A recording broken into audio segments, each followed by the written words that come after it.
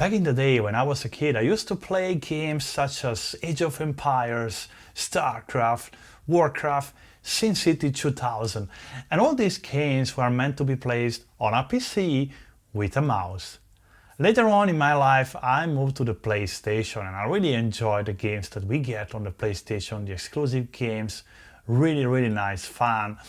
But I was missing out on the real-time strategy game genre because those games that were meant to be played with a mouse were never ported to the PlayStation before.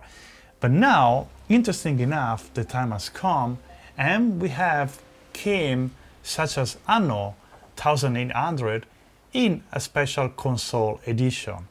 This means that we can play this game with a regular PlayStation controller. The fascinating part is how do we achieve these controls of the units that normally happens with the mouse, where you click and drag and select and click again to move. How do you do all of that with a controller?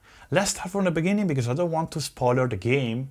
I just want to show you how the controllers work here. And so it works like this. Now I have two joysticks. So if I press the left joystick, left, right, top and down, as you can see the screen moves around. And if I use this second joystick, I can zoom in and I can zoom out. The interesting thing is that this circle that you see in the center is basically the equivalent of my cursor when I'm on a PC. This is the equivalent of the mouse pointer. So as I move around the screen, I'm also moving the pointer, which always stays in the center. The interesting and cool stuff is that, of course, if I'm zoomed out, I don't have a lot of precision.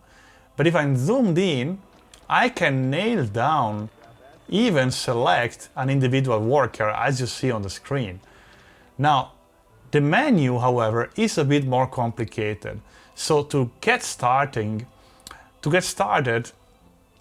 we have to push the right button and select. This is the usual circle select menu.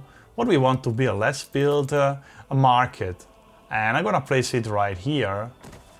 Now the market needs to be connected with the C port. So I'm gonna click again, right button, select the street and drag like that. Keep the X pressed and drag it down until I reach the dock. And now the market is connected with the dock. Now I want to build a bit more, and you see here the smart control. So if I head over a property and hit X, it will throw a street all around the property. Now I can build something more. So say I want to build some houses for my peasants, and I can do it. So, and again, interesting here, look at the controls. So you click, keep the X pressed, move around, and now I can drag a whole block of houses, just like that. Now I need to connect them with the proper streets. And so again, circle menu, X, up, street, done. That was really fast, right? Let's get a market going. The market cannot be built because I don't have enough wood. And so I need to collect some wood. This is where it gets a bit complicated. Now I open this food menu and inside I have actually two buildings and I move between the buildings with this arrow up and arrow down. So first I want to build a wood chopper house and I just place it here. And this guy is going to chop the wood, so I'm going to connect it with the street as usual, right? Just like that, drag and drop. And then I need to build a second building, so I'm going to go here, press arrow down and get to this lumberjack building. So let's build it here, next to that. And now you see that I can finally get things going. Actually, if you zoom in, you see that the workers are moving around between the buildings. This is really nice, honestly. It's really nice. And this is a big advantage of using the controller. I can really look into the details of the world.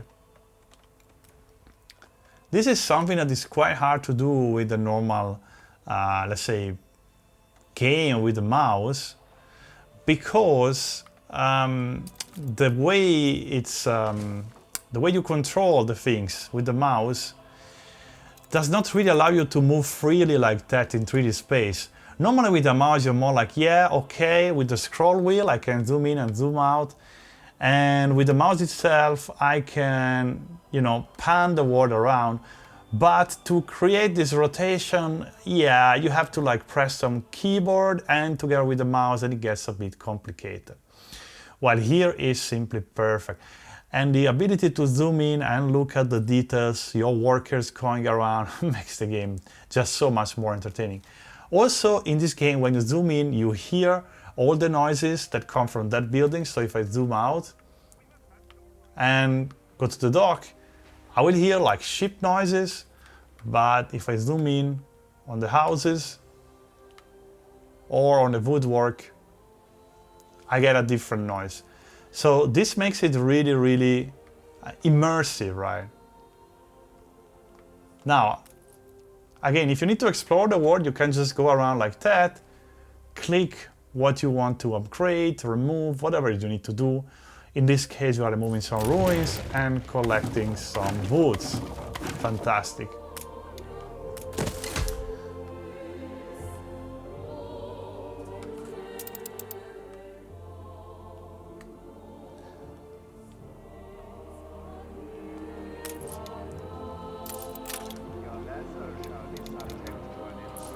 Let's get these peasants some fish because they deserve it.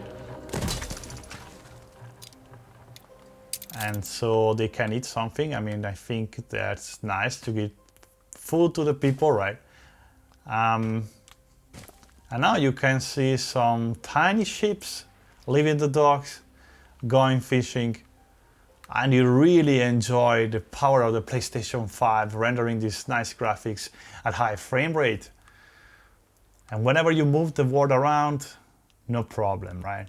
Everything moves with you. So overall, I have to say the experience with the controller is different. Certainly, you have the impression that they are not as fast as with the mouse. So with the mouse, I think you can get more clicks going per minute. So in a competitive game, a controller versus a mouse, certainly the mouse will win because you can iterate more options per minute. But in terms of enjoying it, if you're just competing controller versus controller, I think it's a lot of fun. And you can enjoy it from the sofa comfortably. You don't need to be at the desk. You can enjoy a very large TV. And so I can say that finally real-time strategy games are back on the PlayStation 5, and you gotta check it out because it's really an amazing experience, especially if you grew up with these games such as I mentioned, Warcraft, Starcraft, Age of Empires, and you want to try out again now that you have a PlayStation, a big TV, and a big sofa.